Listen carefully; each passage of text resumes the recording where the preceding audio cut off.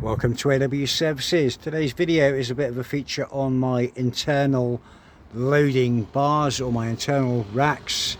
I've had a few people ask from various Instagram posts that I did a while ago if I could show more a bit about what I've done.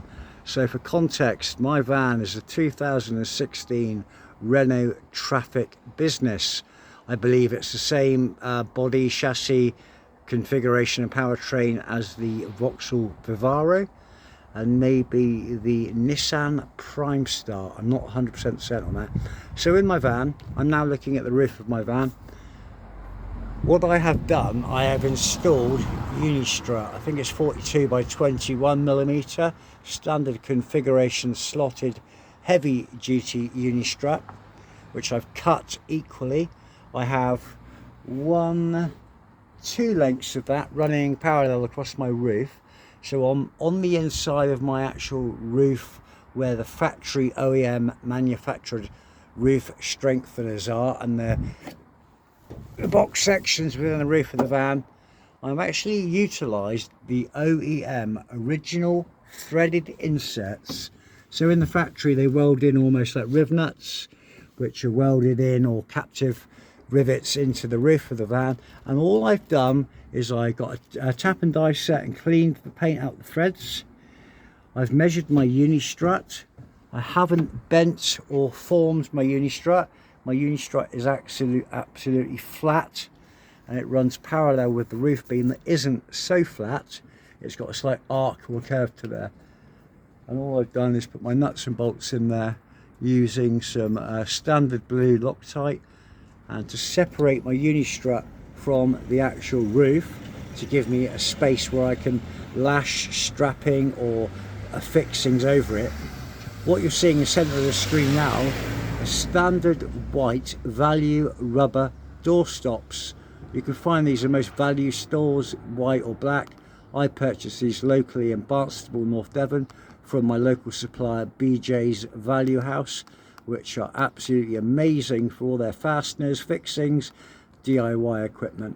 So I've got 3 door stops, 3 bolts per length of Unistrut, and that's basically bolted and Loctite into the roof. So if I stand back out of frame, excuse exposure, I'm outside, you can basically see the roof strut goes across the centre of your screen now, and that provides a brilliant lashing point. If I drop the camera down lower, try to pan up, I have 3 lengths of 68mm flowplast black downpipe or gutter downpipe.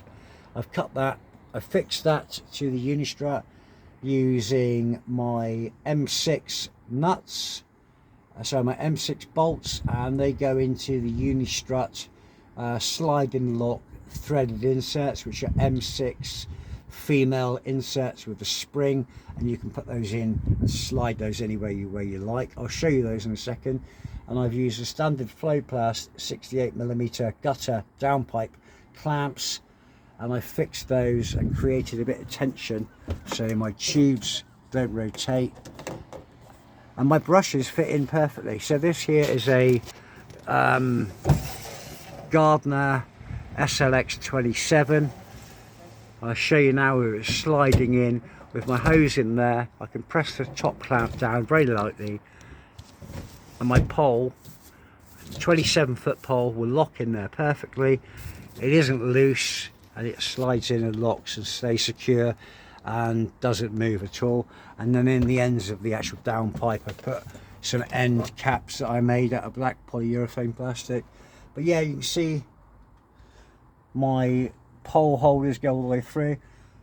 My Unistrut towards the back of the cab, I've got M6 stainless steel loading eyes in there. It just means I can lash things if I needed to in emergency. And as you can see in this bobbled configuration here, I've actually got my galvanised twin pair of loading ramps that I use for my pressure washer if I'm having a bit of a wussy day and don't fancy lifting 110 kilos plus.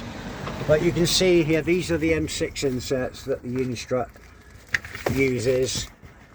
Push in and out, and you can lock them in and out and take them out like so for the purposes of demonstration.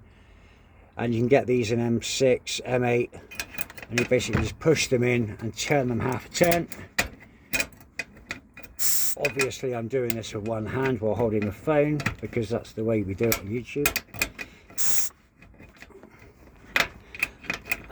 But it goes in and then you can simply have a nut in there like that. That's just a spare piece of rail I've got running along the inside of the van. My inverter is mounted underneath that if I use that.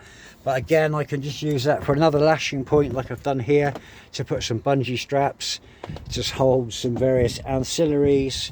And the same over on this side where I've got spare nozzles for my cleaning bottles.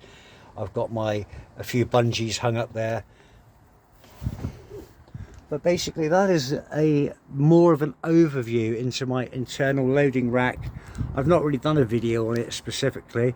I did a few shorts of me making it and a few posts on Instagram.